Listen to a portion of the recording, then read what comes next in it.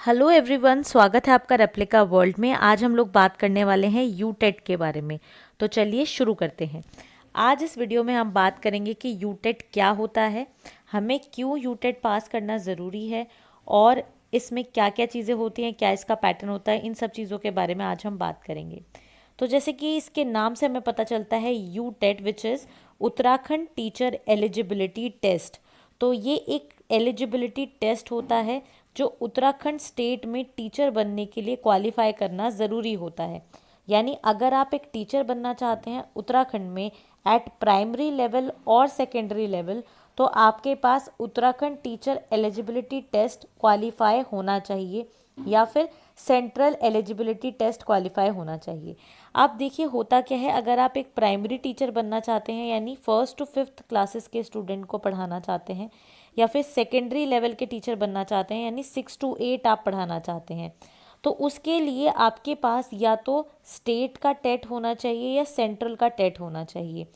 अगर आप उत्तराखंड के निवासी हैं तो उत्तराखंड टीईटी आपके पास होना चाहिए, या फिर आपके पास सेंट्रल का टीईटी होना चाहिए जिसको हम सेंट्रल टीचर एलिजिबिलिटी टेस्ट यानी सीटेट बोलते हैं।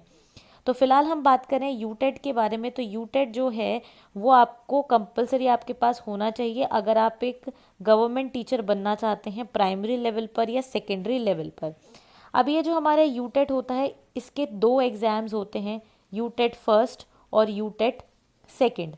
यूटेट फर्स्ट होता है प्राइमरी टीचर्स के लिए और यूटेट सेकंड होता है सेकेंडरी टीचर्स के लिए, यानी जो 6 to 8 पढ़ाना चाहते हैं। अभी फ़िलहाल 6 to 10 शायद इसको कर दिया गया है कि अब जो हमारे सेकेंडरी टीचर्स हैं वो 6 to 10 पढ़ा पाएंगे। तो अब यहाँ पर हम बात कर रहे हैं यूटेट फर्स्ट और सेकंड की। तो सबसे पहले हम लोग बात करते हैं कि यूटेट फर्स्ट कौन लोग दे सकते हैं, क्योंकि किसी भी एंट्रेंस एग्ज़ाम में अप्लाई करने से पहले हमें उसकी एलिजिबिलिटी पता होनी चाहिए। तो हम लोग बात करें इसकी एलिजिबिलिटी के बारे में। तो यूटेट फर्स्ट में अप्लाई करने के लिए आपके पास फॉलोइंग होनी चाहिए एलिजिबिलिटी, जैसे कि या तो आपके पास सीनियर सेकेंडरी होना चाहिए यानी कि सीनियर सेकेंड यानी 12th आपके पास होनी चाहिए, या फिर उसका कोई इक्विवेलेंट उसके इक्वल कोई और चीज़ आपके पास हो विद एटलीस्ट 50% मार्क्स, यानी 12th होना चाहिए विद एटलीस्ट 50% मार्क्स। साथ साथ में इसके या तो आप पास कर चुके हों या आप फाइनल ईयर में हों of 2 year diploma in elementary education. तो डिप्लोमा इन एलिमेंट्री एजुकेशन यानी डीएलएड के फाइनल ईयर में आपको होना ज़रूरी है एटलीस्ट, या फिर अगर आपने पास किया हुआ है तो भी ठीक है। तो पास वाले और लास्ट ईयर में जो स्टूडेंट है डीएलएड के वो इस पेपर को भर सकते हैं, यूटेट का एग्ज़ाम है वो दे सकते हैं, ठीक है। तो 12th प्लस डीएलएड आपके पास होनी चाहिए या डीएलएड के फाइनल ईयर में आप होने चाहिए यूटेट देने के लिए, यूटेट फर्स्ट का पेपर देने के लिए।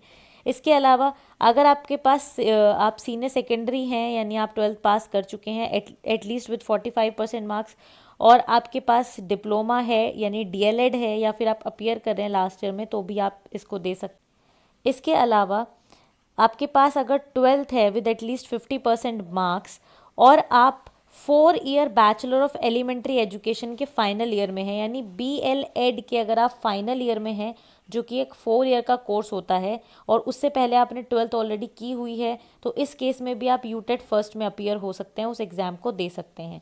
इसके अलावा आपने सीनियर सेकेंडरी या उसके इक्विवेलेंट कुछ भी किया हुआ है विद एटलीस्ट 50% मार्क्स और आप पास कर चुके हैं या आप अपीयर हैं in the final year of 2 year diploma in special education, यानी 12th आपके पास है और आपके पास 2 साल का डिप्लोमा है स्पेशल एजुकेशन में, या आप डिप्लोमा के फाइनल ईयर में हैं, तो भी आप यूटेट का पेपर भर सकते हैं।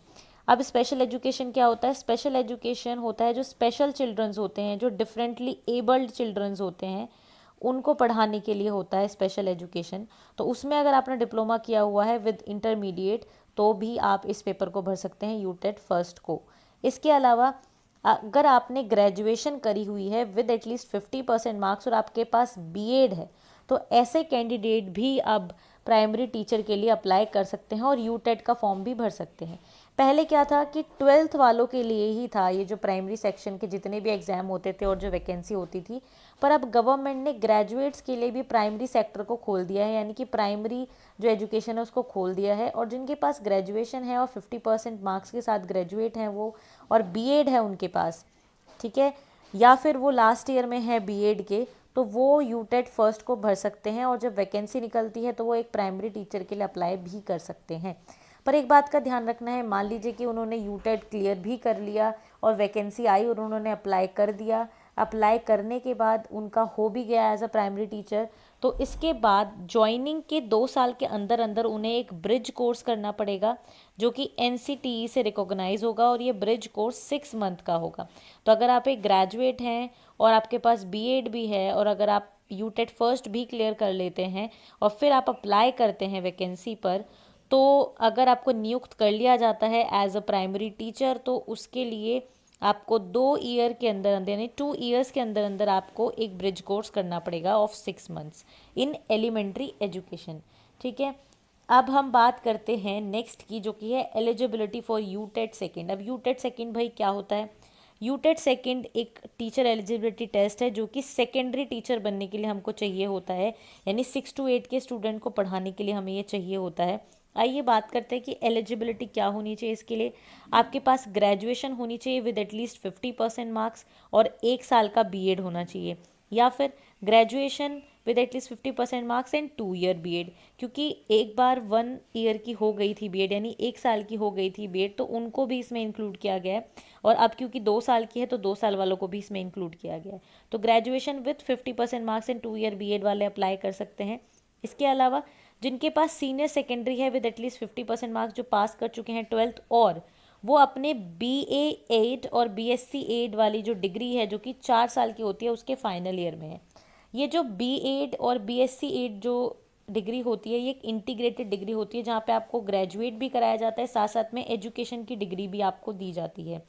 ठीक है, तो यहाँ पर ये 4 साल की होती है, इसमें आपका 1 साल सेव होता है, क्योंकि आप अगर वैसे करेंगे तो BSc आपकी 3 साल की होगी या BA 3 साल का होगा, और एजुकेशन की जो डिग्री है यानी BEd वो 2 साल की होगी, तो इससे क्या होगा आपको 5 साल लगेंगे। पर आप ये इंटीग्रेटेड डिग्री अगर 12th के बाद ज्वाइन कर लेते हैं तो आप 4 साल में ही ग्रेजुएट प्लस एजुकेशन की डिग्री लेकर निकलेंगे, तो और आप एलिजिबल हो जाएंगे एक सेकेंडरी टीचर के लिए, यानी 6 to 8 स्टूडेंट्स को पढ़ाने के लिए। तो यहाँ पर आपको इस डिग्री के 4th ईयर में होना चाहिए, तभी जाके आप यूटेट सेकेंड के लिए अप्लाई कर सकते हैं। इसके अलावा ग्रेजुएट आप होने चाहिए विद एटलीस्ट 50% मार्क्स, और 1 साल की BEd अगर आपके पास होगी स्पेशल एजुकेशन में तो भी आप अप्लाई कर सकते हैं। इसके अलावा ग्रेजुएशन आपके पास है विद एटलीस्ट 50% मार्क्स, और आपके पास अगर DLEd भी है, ठीक है, तो भी आप अप्लाई कर सकते हैं यूटेट सेकेंड के लिए। तो ये कुछ एलिजिबिलिटी क्राइटेरिया है, इनमें से अगर एक को आप फुलफिल करते हैं तो आप अप्लाई कर सकते हैं यूटेट सेकेंड के लिए। अब हम बात करते हैं एग्ज़ाम पैटर्न की, कि यूटेट फर्स्ट का एग्ज़ाम अगर आप दे रहे हैं तो वहाँ पर आपका जो एग्ज़ाम पैटर्न है वो कैसा होगा। सबसे पहले इंपॉर्टेंट बात यह है कि ये जो एग्ज़ाम होता है इसमें टोटल 150 प्रश्न आते हैं, यानी कि 150 क्वेश्चंस आते हैं, जिसमें कि सबसे पहला सेक्शन होता है CDP का, जो कि होता है चाइल्ड डेवलपमेंट एंड पीडागोजी। तो चाइल्ड डेवलपमेंट एंड पीडागोजी के 30 क्वेश्चंस आते हैं, और हर एक क्वेश्चन 1 मार्क का होता है, इसलिए टोटल मार्क्स 30 होते हैं। ठीक है, 30 क्वेश्चन 30 मार्क्स। जो सेकेंड सेक्शन होता है वो होती है हमारी फर्स्ट लैंग्वेज, जो कि आपको 2 लैंग्वेजेस में से चूज़ करनी होती है, हिंदी या इंग्लिश। तो आपकी जो फर्स्ट लैंग्वेज आप चूज़ करेंगे या तो वो हिंदी होगी या इंग्लिश होगी। फर्स्ट लैंग्वेज के भी 30 क्वेश्चन आते हैं और 30 मार्क का ही ये सेक्शन होता है। इसके बाद सेकेंड लैंग्वेज आपको चूज़ करनी होती है with from 4 languages, Hindi, English, Sanskrit और उर्दू। तो इनमें से आपको एक लैंग्वेज चूज़ करनी है एज योर सेकेंड लैंग्वेज। यहाँ पर भी सेकेंड लैंग्वेज के 30 क्वेश्चन होते हैं, 30 मार्क्स के यह सेक्शन होता है। इसके अलावा नेक्स्ट सेक्शन होता है मैथमेटिक्स का, जिसमें 30 क्वेश्चन आते हैं, ये कंपलसरी सेक्शन होता है सभी के लिए। और EVS में 30 क्वेश्चन आते हैं, 30 मार्क का ये सेक्शन होता है, और ये भी कंपलसरी होता है। तो CDP सबके लिए कंपलसरी है, मैथमेटिक्स और EVS भी कंपलसरी है, फर्स्ट लैंग्वेज और सेकंड भी कंपलसरी है, पर फर्स्ट लैंग्वेज में हम चूज़ कर सकते हैं और सेकंड में भी हम चूज़ कर सकते हैं। ठीक है, तो ये सभी सेक्शन सबको ही करने होते हैं, और हर एक सेक्शन 30 मार्क का होता है, इसलिए जो टोटल मार्क्स होते हैं वो 150 होते हैं। कोई भी नेगेटिव मार्किंग इसमें नहीं होती, और हर एक क्वेश्चन के लिए आपको 1 मिनट दिया जाता है। इस हिसाब से टोटल टाइम आपको 150 मिनट दिया जाता है, यानी 2 घंटे 30 मिनट का टाइम आपको इस पेपर को करने के लिए दिया जाता है। अब हम बात करते हैं कि एग्ज़ाम पैटर्न यूटेट सेकंड का क्या होता है। तो यहाँ पर भी टोटल क्वेश्चंस 150 ही होते हैं। पहला सेक्शन होता है CDP का, यानी चाइल्ड डेवलपमेंट एंड पीडागोजी का, जिसमें 30 क्वेश्चंस आते हैं और 30 मार्क का ही ये हमारा पूरा सेक्शन होता है। इसके बाद फर्स्ट लैंग्वेज इंग्लिश हिंदी में से आपको एक चूज़ करनी पड़ती है, 30 क्वेश्चंस आते हैं, 30 मार्क्स का ये सेक्शन होता है। Second language English Hindi Sanskrit और उर्दू में से एक चूज़ करनी होती है, 30 क्वेश्चंस आते हैं और 30 मार्क का ही ये भी सेक्शन होता है। नेक्स्ट जो हमारा सेक्शन है वो थोड़ा सा डिफरेंट है, क्योंकि उसमें या तो हमें मैथ साइंस वाला सेक्शन चूज़ करना होता है या सोशल साइंस वाला। अब एक इम्पॉर्टेंट चीज़ ये है कि जब आप फॉर्म भरते हैं उसी टाइम ही आपको ये चीज़ें चूज़ करनी पड़ती हैं। लैंग्वेज भी आपको उसी टाइम चूज़ करनी पड़ती है कि आपकी फर्स्ट लैंग्वेज कौन सी है, सेकेंड लैंग्वेज कौन सी है, और आपको अपना मैथ साइंस और सोशल साइंस में से एक चूज़ करना पड़ता है आपकी स्ट्रीम के अकॉर्डिंग। अगर आपने ग्रेजुएशन साइंस से की है तो आप मैथ और साइंस चूज़ करेंगे अपने फॉर्म में, और अगर आपने बीए की है या बीकॉम की है तो आप सोशल साइंस चूज़ करेंगे, है ना। तो आप पहले ही फॉर्म में चूज़ कर देंगे और उसके अकॉर्डिंग ही आपको एग्ज़ाम में अटेम्प्ट करना है, क्योंकि जो पेपर होता है उसमें सारे सेक्शन आते हैं। क्योंकि जो पेपर होता है उसमें सारे सेक्शन आते हैं। लैंग्वेज जो है सारी आएंगी, आपको अपने अकॉर्डिंग उनको अटैम्प्ट करना है।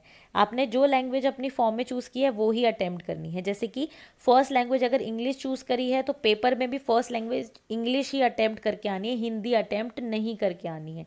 ये बात का आपको पूरा ध्यान रखना है, इसलिए आपको याद रखना है। वैसे तो आपके एडमिट कार्ड पे गिवन होता है कि आपने कौन सी लैंग्वेज एज अ फर्स्ट और सेकंड चूज़ की है, फिर भी आपको याद रखना है कि फर्स्ट लैंग्वेज आपने कौन सी चूज़ की है और हिंदी मतलब सेकंड लैंग्वेज आपने कौन सी चूज़ की है। ठीक है, तो इस तरीके से आपको याद रखना है और उसी अकॉर्डिंग पेपर में अटैम्प्ट करना है।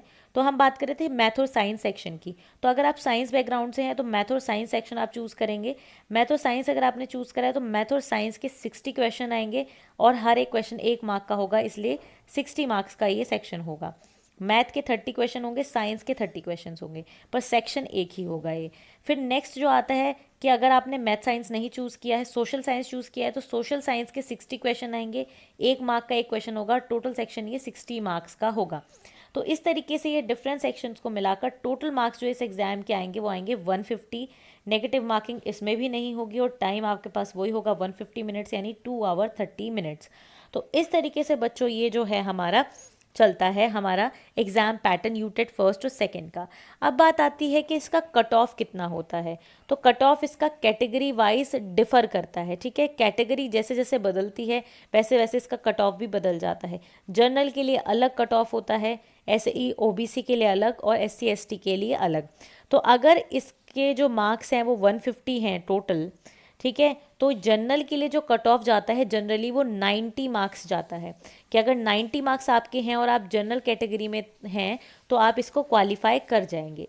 इसके अलावा OBC के लिए 90 से थोड़ा कम जाता है, ठीक है, 5-7 मार्क्स कम जाएंगे, और SC ST का OBC से भी थोड़ा कम जाता है। तो इस तरीके से होता है। वैसे तो time to time cut off थोड़ा बहुत ऊपर नीचे होता रहता है, पर आइडिया एक यही है कि 90 के अप्रॉक्स जो जनरल का कट ऑफ है वो जाता है। तो इस तरीके से ये हमने बात की आज उत्तराखंड टीचर एलिजिबिलिटी टेस्ट के बारे में। मैं उम्मीद करती हूँ ये इन्फॉर्मेशन आपके लिए हेल्पफुल रहेगी। अगर आपको ये वीडियो अच्छी लगी हो तो लाइक ज़रूर करें, शेयर करें और रेप्लिका वर्ल्ड को सब्सक्राइब करें।